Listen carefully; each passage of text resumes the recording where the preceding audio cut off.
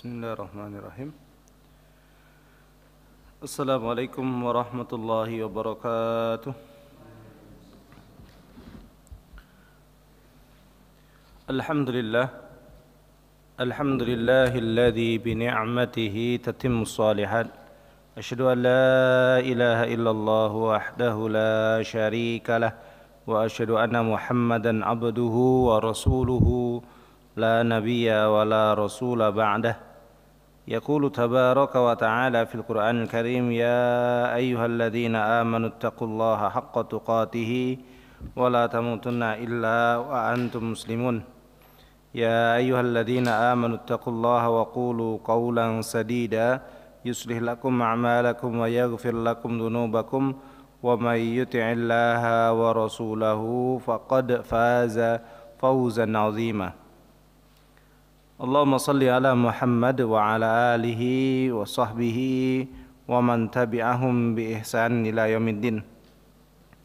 Jamaah sekalian asyhadakumullah, segala puji kita aturkan kehadirat Allah Subhanahu wa taala yang pada kesempatan malam hari ini masih melimpahkan kepada kita banyak sekali kenikmatan. Mudah-mudahan apa yang Allah berikan kepada kita dapat kita syukuri dengan sebenar-benarnya. Syukur dengan lisan kita, juga dengan hati kita, juga dengan anggota tubuh kita. Mudah-mudahan Allah Subhanahu wa taala menambahkan kenikmatannya kepada kita semuanya. Jamaah sekalian asyhadakumullah, pada kesempatan malam hari ini kita akan melanjutkan pembahasan pada kitab Riyadhus Shalihin, masih pada bab bersegera dalam beramal soleh, di mana pada pertemuan malam hari ini kita akan habiskan satu hadis lagi dari pembahasan bab tersebut, yaitu hadis yang ke-8 atau hadis yang ke-94 dari urutan yang ada dalam kitab Riyadhus Shalihin ini. Baik, kita mulai. Bismillah. Ats-tsaminu, yang ke-8, anhu, darinya, maksudnya dari Abu Hurairah radhiyallahu anhu, karena sebelumnya di hadis yang ke-93 hadis tersebut diriwayatkan oleh Abu Hurairah radhiyallahu anhu, maka di sini langsung disebutkan anhu, dan darinya, yaitu Abu Hurairah radhiyallahu anhu, anna Rasulullah sallallahu alaihi wasallam qala yauma Khaybar, bahwasannya Rasulullah SAW bersabda pada hari perang Khaybar, perang melawan orang-orang Yahudi ya, di benteng Khaybar. La'u'tiyanna hadhir rayata rajulan yuhibbullaha wa rasulah, sungguh aku akan memberikan bendera ini kepada rajulan, seorang laki-laki, yuhibbullaha wa rasulah, yang mencintai Allah dan Rasulnya. Yaftahillahu ala yadayhi, Allah akan membebaskan atau membukakan, dalam hal ini kemenangan, ada juga benteng musuh, karena pada perang Khaybar kaum muslimin mengepung benteng orang Yahudi. Allah akan membukakan kemenangan dengan perantaraan kedua tangannya. Qala Umar radhiyallahu anhu, berkata Umar radhiyallahu anhu, ma ahbabtul imarata illa yauma idzin, aku tidak menginginkan imarah, keimarahan, kepemimpinan, maksudnya di medan perang, illa yauma idzin, kecuali pada hari itu, atau pada hari ini ya, yang dimana ketika Rasulullah menyampaikan sebagaimana yang disebutkan di awal tadi ya. Fatasawartu laha raja'a an ud'a laha, fatasawartu, maka kemudian aku bersikap untuk menonjolkan diri, ya, maju biar kelihatan. Roja'a, berharap agar Rasulullah sallallahu alaihi wasallam ud'alaha, aku dipanggil untuk memegang bendera tersebut. Fada'a Rasulullah sallallahu alaihi wasallam Ali bin Abi Thalib radhiyallahu anhu. Maka Rasulullah memanggil Ali bin Abi Thalib radhiyallahu anhu.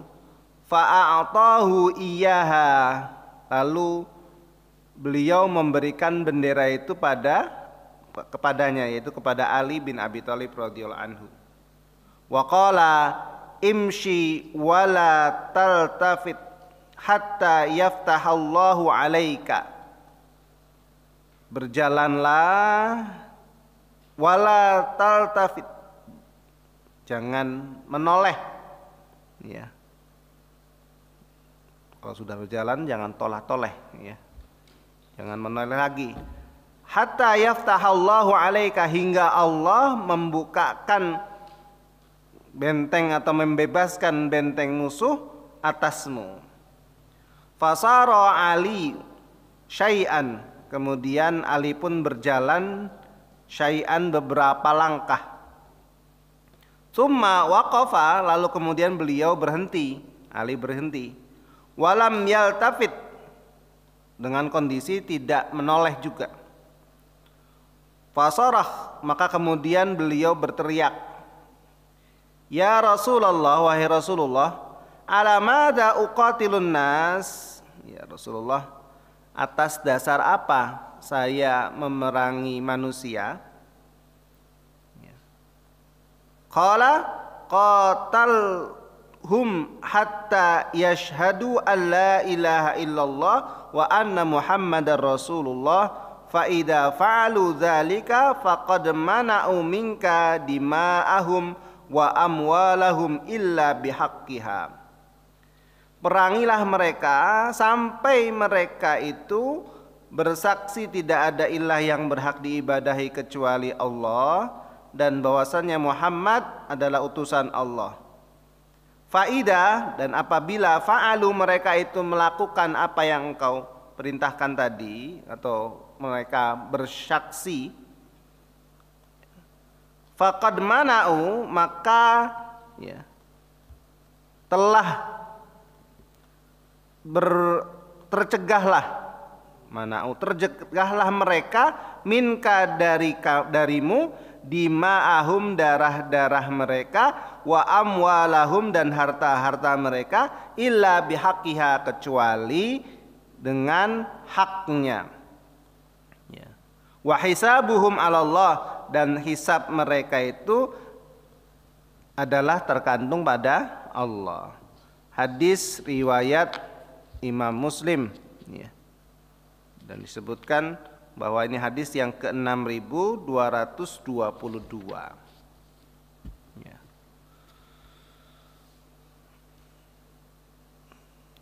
Dari hadis ini disebutkan bahwasannya Khaybar itu sebuah Madinah, kota yang besar pada waktu itu, ya, yang digunakan ada sekitar jaraknya dengan Madinah itu sekitar 100 mil sebelah utara Madinah, ya, arah menuju Syam. Jadi, karena Madinah di sebelah selatan Syam, maka kalau Khaybar ini berarti di tengah-tengah antara Syam dengan Madinah. Kalau di sana disebutkan ala ba'd mi'ah mil, kira-kira 100 mil dari Madinah. Jadi cukup jauh, ya. Ini setelah orang-orang Yahudi melakukan perbuatan yang kemudian kalau masuk dalam kategori perjanjian yang ada, mereka melanggar perjanjian yang sudah mereka lakukan dengan Rasulullah sallallahu alaihi wasallam dan kaum muslimin. Ya. Ada yang menyebutkan ketika ada seorang perempuan muslimah datang ke pasar, kemudian ada orang Yahudi yang memberikan ataupun menambatkan kain jubahnya sampai kemudian akhirnya terbuka auratnya, lalu kemudian ada orang muslim yang melihat dan membantu wanita tadi, lalu malah kemudian laki-laki muslim tadi malah dibunuh oleh orang Yahudi. Maka kemudian Rasulullah SAW memerintahkan untuk memerangi orang-orang Yahudi, karena tidak boleh, secara perjanjian tidak boleh mereka melakukan hal tersebut. Kalau ada kesalahan maka harus diputuskan sesuai dengan pengadilan yang ada pada waktu itu. Ini Khaybar ya. Khaybar. Kemudian pelajaran yang bisa kita ambil dari hadis ini juga bahwa illa bihaqqiha, di akhir hadis tersebut maksud dari kecuali dengan haknya itu fayu'khadhu bidzalika kan nafs bin nafs, bila seorang itu membunuh maka hukumannya harus dibunuh juga. Dalam hal ini membunuhnya karena sengaja ya, dengan sengaja ya.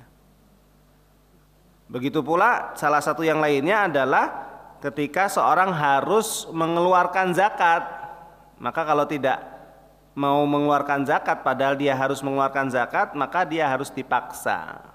Inilah maksud salah satu di antara bihaqqiha, dengan haknya.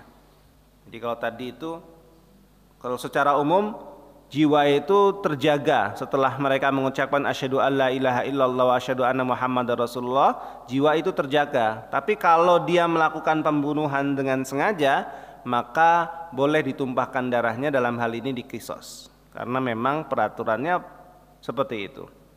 Begitu pula berkenaan dengan harta yang hubungannya dengan zakat. Jika seorang itu sudah sampai syarat untuk melakukan zakat tapi dia tidak mengeluarkan zakat, maka harus dipaksa untuk mengeluarkan zakat, alias diambil hartanya dengan paksa. Kemudian yang berikutnya bahwa kecintaan kepada Allah Subhanahu wa taala dan Rasul-Nya merupakan bagian dari iman kepada keduanya, dan juga mengikuti apa-apa yang diperintahkan oleh keduanya. Bentuk cinta kepada Allah Subhanahu wa taala dan Rasul-Nya itu merupakan bagian dari iman kepada Allah dan Rasul-Nya. Seorang yang mengatakan iman kepada Allah dan Rasul-Nya tapi dia tidak mencintai Allah dan Rasul-Nya, maka keimanannya perlu dipertanyakan ya. Dan termasuk di antara buktinya juga adalah mengikuti segala perintah dari Allah Subhanahu wa taala dan Rasul-Nya. Kemudian yang berikutnya bahwa kabar yang ada dalam hadis ini merupakan salah satu di antara mukjizat Rasulullah sallallahu alaihi wasallam. Berkenaan dengan kabar dari Rasulullah sallallahu alaihi wasallam akan kemenangan yang akan diberikan Allah Subhanahu wa taala kepada kaum muslimin. Diawali dengan bahwa Allah akan membukakan melalui tangan ataupun atas apa yang Rasulullah SAW sebutkan, di mana bendera itu dipegang oleh Ali bin Abi Thalib. Dan kemenangan itu merupakan bentuk kejadian yang akan datang ketika itu ya. Maka di sini disebutkan ini termasuk di antara mukjizat Rasulullah SAW bahwa beliau mengabarkan sesuatu yang belum terjadi, yaitu bentuk kemenangan dari Allah Subhanahu wa taala kepada kaum muslimin. Jadi ini merupakan mukjizat Rasulullah, di mana Rasulullah mengabarkan seperti itu tentunya dari Allah Subhanahu wa taala. Kemudian yang berikutnya, di situ dalam hadis itu juga ada anjuran untuk bersegera dalam menyambut perintah dari Rasulullah sallallahu alaihi wasallam. Dikisahkan sebagaimana di hadis tersebut, Umar bin Khattab radhiyallahu anhu menunjukkan hal tersebut dengan apa? Dengan cara bagaimana beliau berharap agar ditunjuk oleh Rasulullah sallallahu alaihi wasallam. Makanya beliau sedikit menonjolkan diri. Karena apa? Pengen dapat apa yang dikabarkan oleh Rasulullah Sallallahu Alaihi Wasallam. Bahwasanya Rasulullah akan memberikan bendera ini kepada orang yang mencintai Allah dan Rasulnya. Begitu dengar seperti itu, Umar bin Khattab menunjukkan beliau sebagai orang yang bersegera dalam menyambut seruan Rasulullah SAW. Makanya beliau sedikit menonjolkan berharap agar beliau yang dipanggil oleh Rasulullah SAW. Lalu kemudian Ali bin Abi Thalib yang dipilih, ya. Dan Ali bin Abi Thalib pun sami'na wa ata'na, ini berkenaan dengan yang tadi, yang pertama, bahwa salah satu bukti cinta seorang hamba kepada Allah dan Rasulnya adalah mengikuti perintahnya, dan ini ditunjukkan oleh Ali bin Abi Thalib radhiyallahu anhu ketika beliau dipilih langsung oleh Rasulullah untuk memegang bendera kepemimpinan kaum muslimin melawan atau dalam perang Khaybar tersebut. Tidak undur, ya, tidak undur. Koi bae mboten nggih. Kamu saja ndak. Tapi karena Rasulullah sudah menunjuk, maka bismillah. Ini nanti sebagaimana dalam kisah yang pernah kita bahas di hadis-hadis sebelumnya tentang kisah seorang sahabat yaitu Hudzaifah ibnul Yaman radhiyallahu anhu yang dipilih Rasulullah SAW untuk mencari informasi berkenaan dengan pasukan Ahzab. Ya. Itu kan diceritakan satu malam ketika sudah melewati beberapa hari kaum musyrikin beserta dengan para sekutunya itu mengepung Madinah. Akhirnya Rasulullah SAW memerintahkan sahabat untuk mencari informasi. Tapi bahasa awalnya beliau memberikan kelonggaran, siapa di antara kalian yang siap mencari informasi ke kubu lawan. Dan pada waktu itu satu kondisi sudah malam, yang kedua dingin plus disertai dengan angin. Maka tidak ada satupun sahabat yang mengajukan diri, padahal Rasulullah SAW sudah menyampaikan beberapa hal untuk memotivasi mereka. Sampai akhirnya Rasulullah memilih Hudzaifah ibnul Yaman untuk berangkat menuju tempat musuh tersebut. Nah, itu Hudzaifah walaupun di awal dalam kondisi khawatir, ya, dingin dan sebagainya, tapi karena sudah ditunjuk maka sami'na wa ata'na. Sampai akhirnya Rasulullah SAW mendoakan kepada Hudzaifah, dan seluruh kekhawatiran, rasa dingin dan lain sebagainya Allah Subhanahu wa taala hilangkan pada diri Hudzaifah. Kemudian pelajaran yang berikutnya dari hadis ini, tidak diperbolehkannya membunuh orang yang sudah mengucapkan 2 kalimat syahadat, kecuali kalau dia melakukan hal-hal yang harus dijatuhi hukuman bunuh, ya. Kal qatl li amdan, seperti membunuh dengan sengaja. Au ingkaru syai' minad din, atau mengingkari sesuatu yang ada dalam agama ini, mengingkari keyakinan yang ada dalam agama ini, yang mengakibatkan orang tersebut jatuh kepada kekafiran, atau bahasa kita biasanya murtad. Nah, murtad. Maka dalam kondisi seperti itu boleh dibunuh, ya. Dan itulah hukuman kalau ada pemerintahan Islam tentunya, ya. Jadi sekali lagi, tidak boleh membunuh orang yang sudah mengucapkan 2 kalimat syahadat. Ini sebagaimana kisah Usamah bin Zaid radhiyallahu anhu sempat membunuh seseorang yang mengucapkan 2 kalimat syahadat dalam peperangan.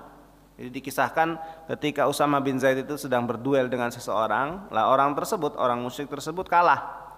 Lah ketika akan ditebas, akan dibunuh, orang tersebut mengucapkan 2 kalimat syahadat, bersyahadat. Lah Usamah bin Zaid pada waktu itu mengira orang itu berusaha mengelak dari pembunuhan, atau dalam hal ini dibunuh supaya tidak dibunuh. Maka oleh Usamah bin Zaid tetap dibunuh. Beliau menganggapnya ucapan syahadatnya itu hanya sebagai tameng saja.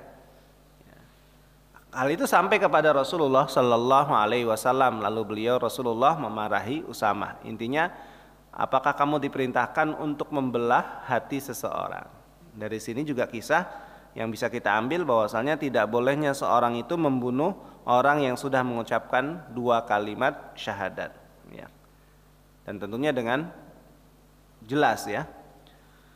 Kecuali kalau dia melakukan hal-hal yang harus dijatuhi hukuman bunuh, seperti dia membunuh secara sengaja atau dia mengingkari sesuatu dari agama ini sehingga mengakibatkan dia menjadi orang kafir atau keluar dari Islam, murtad. Kemudian disebutkan juga bahwasanya hukum-hukum Islam itu berjalan sebagaimana secara jelas di antara manusia ya.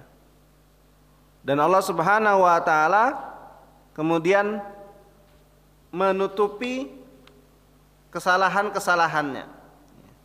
Jadi ketika seorang nanti berhadapan dengan ketika seorang itu sudah mengucapkan 2 kalimat syahadat, maka seluruh kesalahan yang dia lakukan sebelum dia masuk Islam akhirnya dihapuskan oleh Allah Subhanahu wa taala. Ya. Jadi dengan mengucapkan 2 kalimat syahadat dengan jelas ya, maka seluruh kesalahan yang dia lakukan pada masa sebelum dia masuk Islam diampuni oleh Allah Subhanahu wa taala.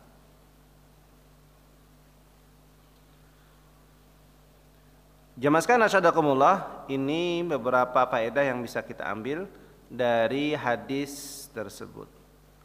Kemudian berikutnya kita akan masuk kepada bab selanjutnya, yaitu bab ke-11, yaitu bab tentang al-mujahadah, bab bersungguh-sungguh.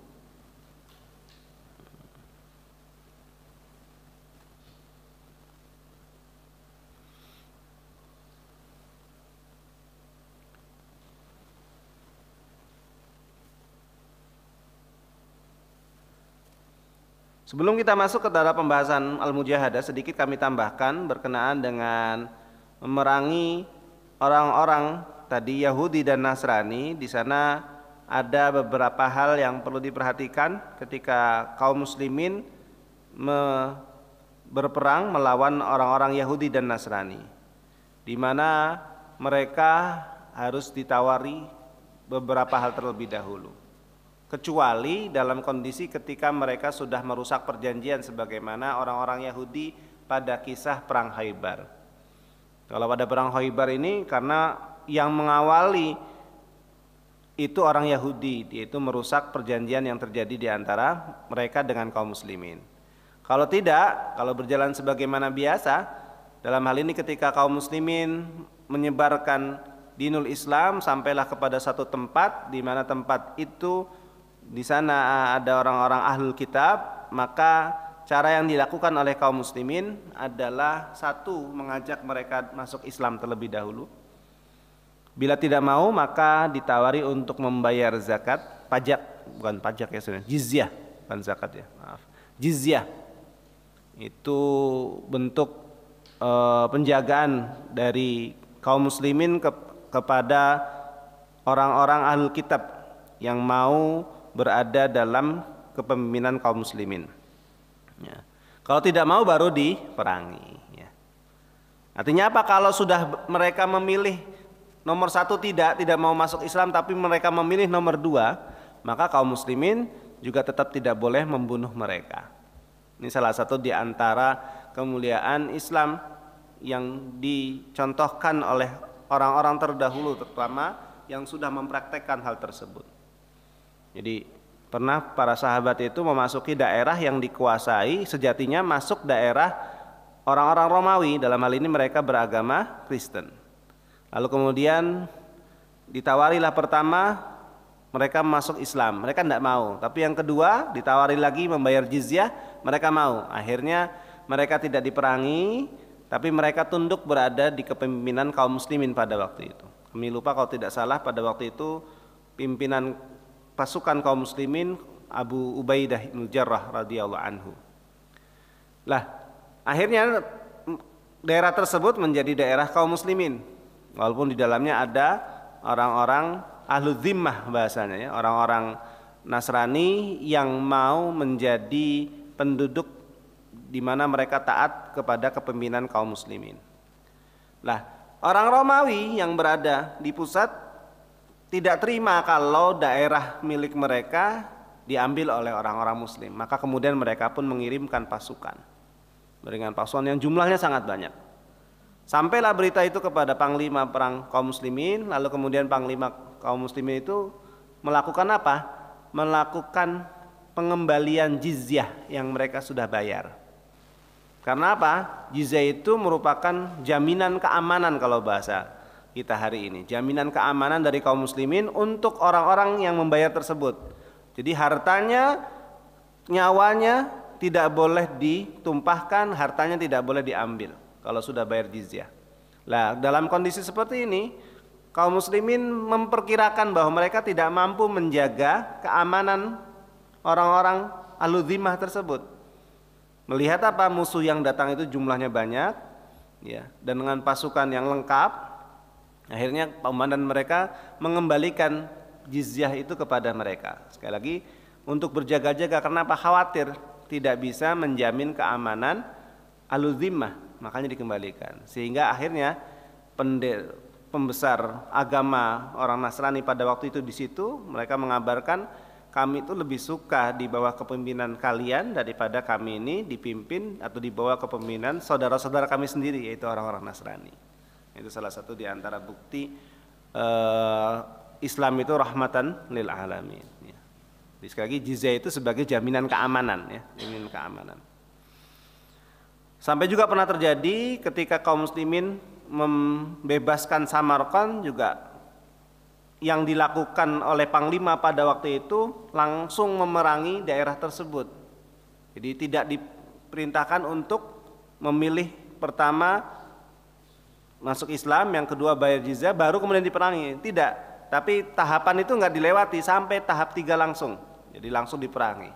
Nah ternyata di antara orang-orang Samarkand ini tahu bahwa dalam aturan kaum muslimin itu kalau mau memasuki sebuah daerah, menyerang sebuah daerah, maka dia harus menawarkan terlebih dahulu 2 hal. 1, masuk Islam, yang kedua bayar jizyah. Ya. Kalau tidak mau dua-duanya baru diperangi. Nah, akhirnya laporan, berangkatlah utusan dari Samarkand itu menuju ke Madinah, bertemu dengan khalifah pada waktu itu, ya, khalifah pada waktu itu. Akhirnya kemudian oleh khalifah diutuslah satu qadi, satu hakim untuk memutuskan perkara yang terjadi di Samarkand. Ya. Itu nanti diawali orang yang ditugaskan untuk mengajukan, ya, kepada khalifah itu sudah masuk Islam terlebih dahulu. Karena apa?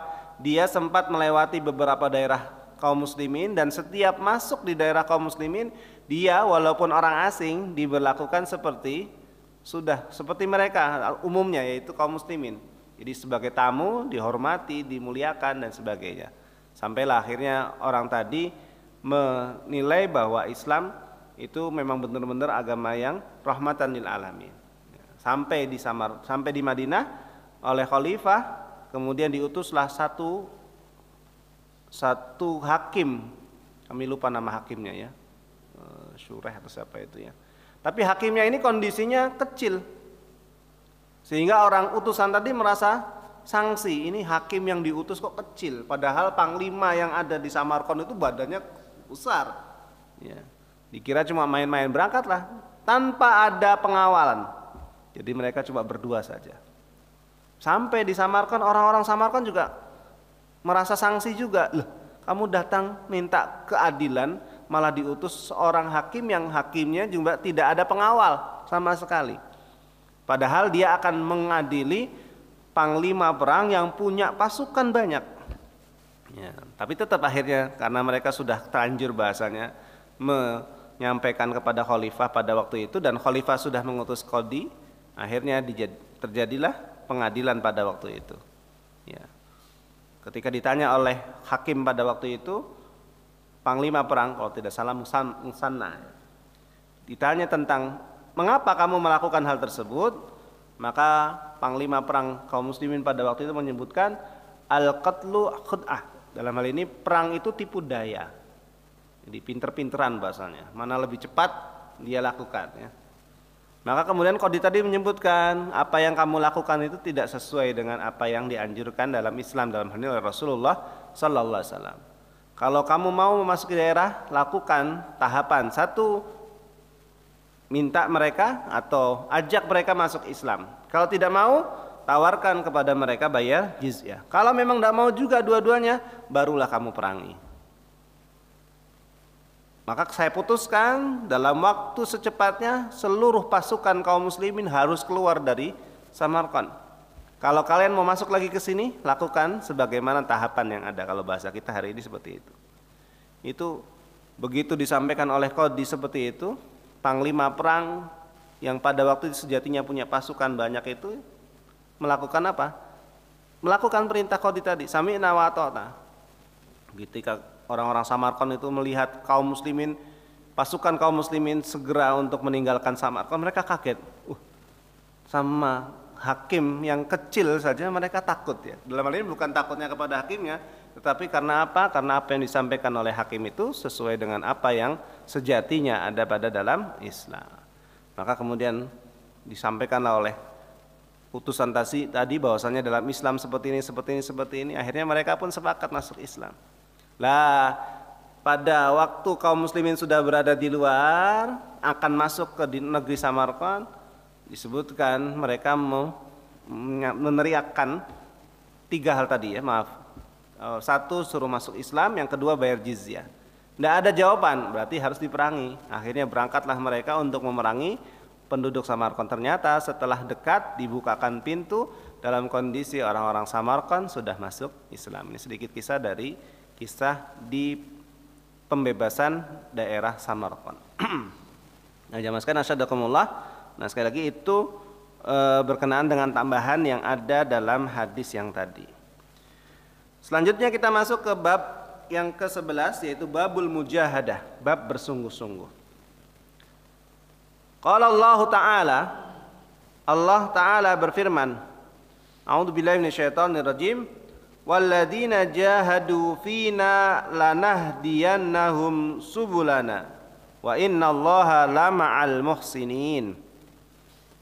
Walladzina, dan orang-orang yang jahadu, mereka itu berjihad dalam membela Islam ya, membela agama Islam. Fina lanahdiyannahum subulana, sungguh pasti kami akan tunjukkan kepada mereka jalan-jalan kami. Wa innallaha lama'al muhsinin, dan sesungguhnya Allah bersama dengan orang-orang yang berbuat baik.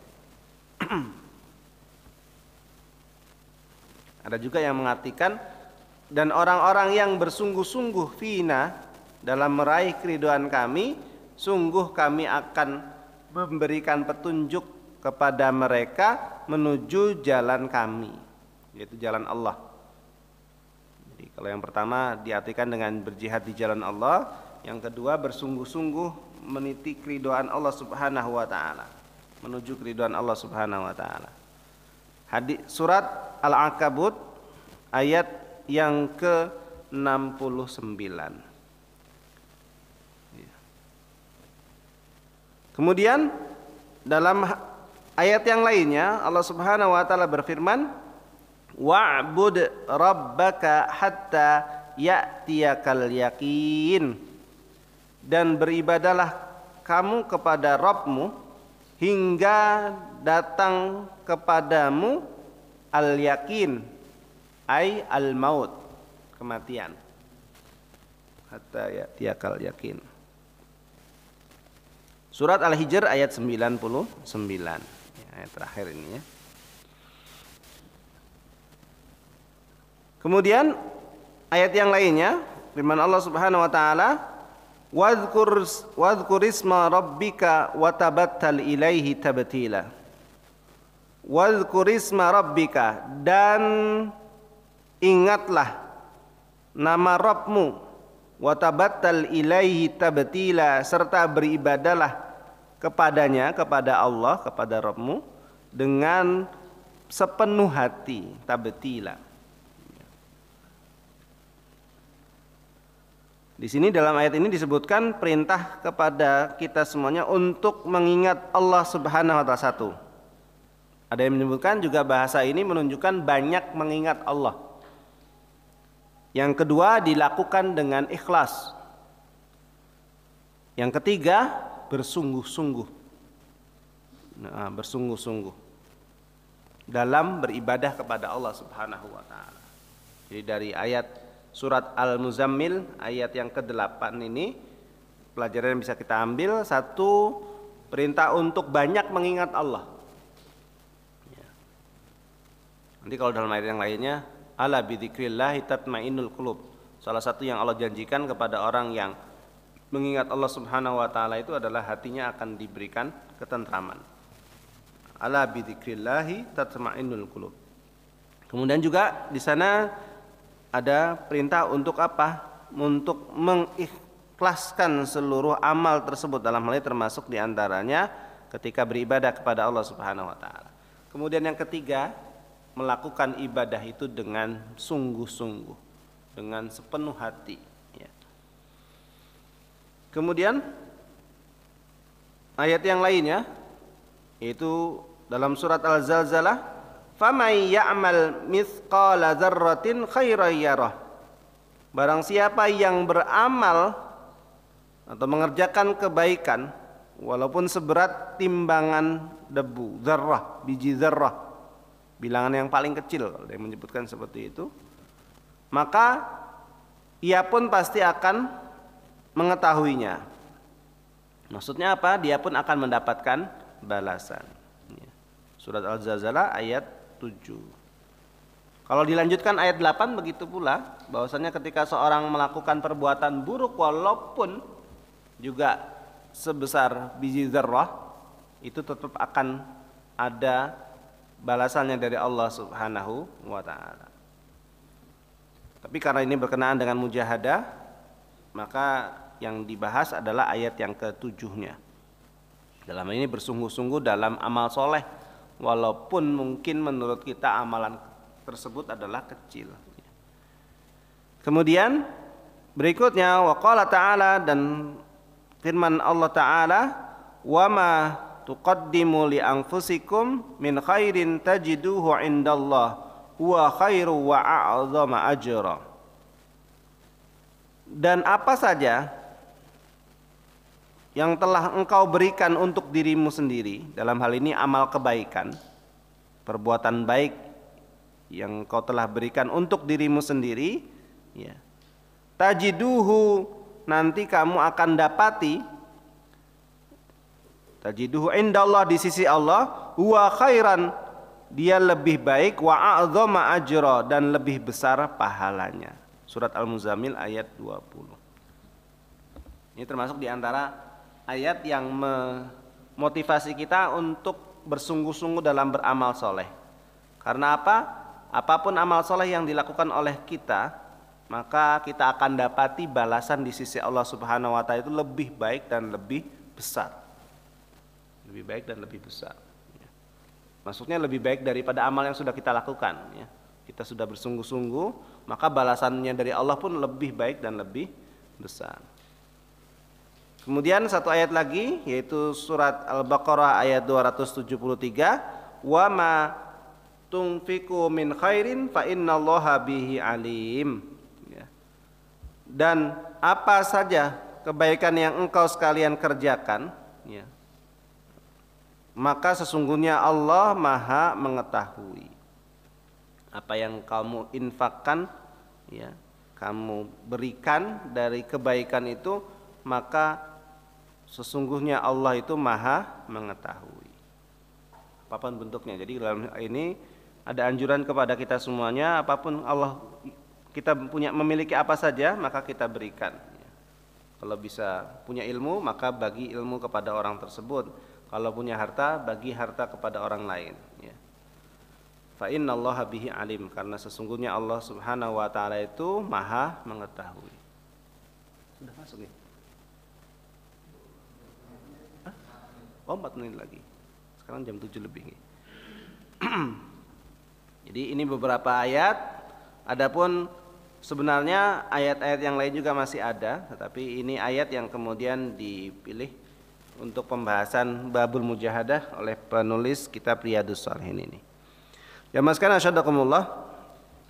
Kemudian hadis berkenaan dengan bab mujahadah ini diawali dengan hadis yang pertama atau hadis yang ke-95, yaitu An Abi Hurairah radhiyallahu anhu qala, dari Abu Hurairah radhiyallahu anhu beliau berkata, qala Rasulullah sallallahu alaihi wasallam, Rasulullah sallallahu alaihi wasallam bersabda, innallaha ta'ala qala, sesungguhnya Allah taala berfirman, man adali waliyan, barang siapa yang memusuhi waliku, faqad adantuhu bil harb, maka aku telah mengumumkan perang kepadanya, atau aku sudah membuat perhitungan dengan apa aku akan perangi. Wa ma taqarraba ilayya 'abdi bi syai'in ahabba ilayya mimma aftaradtu alaihi, wa ma taqarraba ilayya 'abdi, tidaklah seorang hambaku melakukan perbuatan yang mendekatkan diri kepadaku dengan sesuatu ahabba ilayya, yang aku cintai, mimma aftaradtu alaihi, dari amal-amal atau hal-hal yang telah diwajibkanku kepadanya. Kemudian wa ma yazalu abdi, dan tidaklah seorang hambaku yataqarrabu ilayya, mendekatkan dirinya kepadaku, bin nawafil, dengan hal-hal yang sunnah, hatta uhibbah, sampai aku mencintainya. Faida ahbabtuhu, maka jika aku sudah mencintainya, mencintai hamba tadi, kuntu sam'ahu alladhi yasma'u bih, ya, maka apabila aku telah mencintainya, kata Allah Subhanahu wa taala, akulah yang menjadi pendengaran yang dia gunakan untuk mendengar, wa basaruhu alladhi yubsiru bih, dan penglihatan yang dia melihat dengannya, wa yadahu allati yabtushu biha, tangannya, ya, menjadi tangannya yang aku gunakan untuk mengambil, yang digunakannya untuk mengambil, wa rijlahul lati yamshi biha, dan kakinya yang digunakan untuk berjalan, wa in sa'alani, jika dia meminta kepadaku, a'taituhu, maka niscaya aku akan berikan kepadanya apa yang dia minta, maksudnya. Wala inista'adzani lau'idzannahu, kalau dia minta perlindungan kepadaku, maka sungguh aku akan berikan perlindungan kepadanya. Hadis riwayat Bukhari, pada hadis yang ke-6502. Jamaah sekalian asyhadakumullah, ini sedikit pembahasan dari bab mujahadah dari hadis yang pertama, di mana ada pembahasan di situ tentang al-wali, ya, wali. Yang dimaksudkan di sini adalah bahwa al-waliyu, wali itu diambil dari kata wali, wa huwa al-qurb, ya, yang dekat. Al-qarib minallah ta'ala, orang yang dekat dengan Allah ta'ala, ya.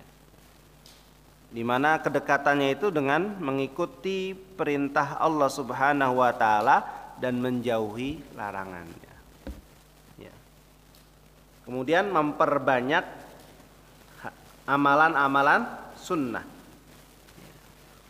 di mana sifat wali tersebut sudah diterangkan dalam Al-Qur'an sebagaimana dalam ayat ala inna awliya Allahi la khaufun alaihim wa lahum yahzanun alladzina amanu wa kanu yattaqun.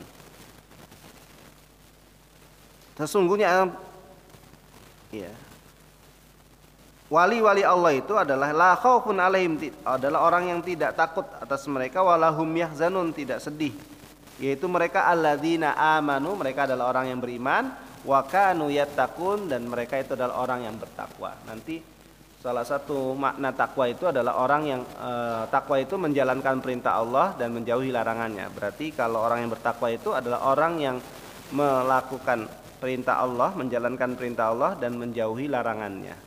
Kalau tadi ditambahkan wal iktaru minan nawafil, dengan memperbanyak amalan-amalan sunnah. Sedikit pembahasan dari hadis ini, insyaallah kita akan lanjutkan pembahasan hadis yang ke-95 atau hadis yang pertama dari bab mujahadah pada kesempatan berikutnya insyaallah. Kita akhiri pertemuan pada malam hari ini sampai di sini. Subhanaka bihamdika asyhadu an la ilaha illa anta astaghfiruka wa atubu ilaik. Alhamdulillahirabbil alamin. Assalamualaikum warahmatullahi wabarakatuh.